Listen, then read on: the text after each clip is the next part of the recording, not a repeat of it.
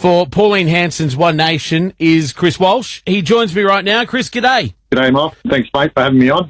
No worries at all. Now, Chris, look, tell our listeners a little bit about yourself. Look, I grew up in Port Macquarie. Mum and Dad were from Port Macquarie. We had 12 kids, and I'm number 10 in that line of a family, the old-time families where they had large families. Did all my working life in Port Macquarie mostly, building and landscaping. Married. I have 2 kids now and 2 grandkids. Later on in life, I worked in school at Kempsey as the grounds and maintenance, as well as building project manager. I did that for 17 years, which was a really good experience in my life. And now I'm semi-retired and living on 100 acres west of Kempsey. So tell me why you're running. What made you go, you know what, I'm going to put my hand up and run this time? Look, I think probably for many years, I think most Australians have been saying that Australia's going backwards step by step. And I think it just got to that time in my life. I've got grandkids now. I thought, you know, this country's not going to have a real life for them if we keep going the way we are. We've gone $1 trillion in debt, and I can't imagine what that sort of money is. That we're looking at a time in history where if we don't do something major, and if I don't do something, then my kids, my grandkids, your grandkids and kids, there'll be no future. They'll be paying this off for their whole life and the life of their own kids.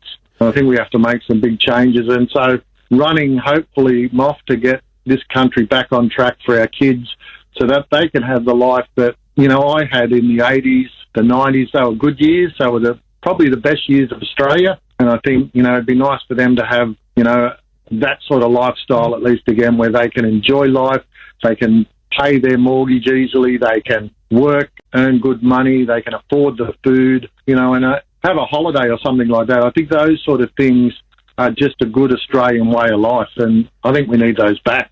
If you became the member for Cowper, what would you be doing first? It's a good question. A lot of people keep saying that, and I said, you know, can't make promises, right? The promises that are thrown around at the moment are obviously all spending this, we're going to give you this, we're going to give you this money for that job or this money for that project. We're in a crisis at the moment where we haven't got that money, where we have to save the budget per se in this country. Like One Nation has talked about this, we have to cut the size of government down, cut the waste, so that we can put money back into Australia first, so that we can then do the thing. So I think if we don't make changes to what we're doing, the waste, what we're doing with our resources, where we're not utilising our resources well, none of that royalties end up back helping Australia. So I think we have to get our country back on track, put our people first, put our country first, then we can worry about the rest of the world, Moff. We're talking to Chris Walsh, who's the candidate for Cowper for Pauline Hanson's One Nation party. Chris, what are you hearing on the ground when you're talking to people? Look, without doubt, the cost of living. Cost of living is definitely the number one thing, and it's driven by a whole host of things. Mismanagement, over-taxation is killing Australia. And, you know, One Nation, look, we're throwing out some good policies to sort of help pick this up straight away, like the 26 cents off fuel. If we don't get that cost of fuel down, then, you know, the trucks who transport our food, everything is reliant on this. So everything that has to pay higher prices ends up in our food, our grocery lines.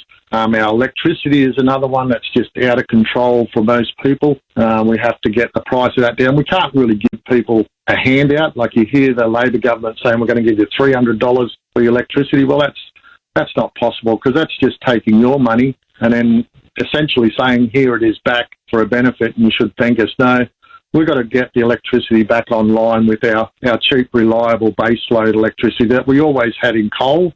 Look, we have the most coal in the world, or a lot of coal. We send it all over the world, but we're not using it for cheap electricity. So we have to get that cost of living under control, I think, for people, for their lives. Chris, a question that we're asking all the candidates, because it's something that always comes up, is preferencing, and obviously it comes back to the person when they're voting to make the decision on where they send their preferences. But have you decided, or are you preferencing anyone, and where are your preferences going? Yeah, look, and you're right, I don't get to decide anybody's preferences, but I know in my own heart what I would choose. And I would always choose parties that were going to put the interest of Australia and Australia first at this time. We need that.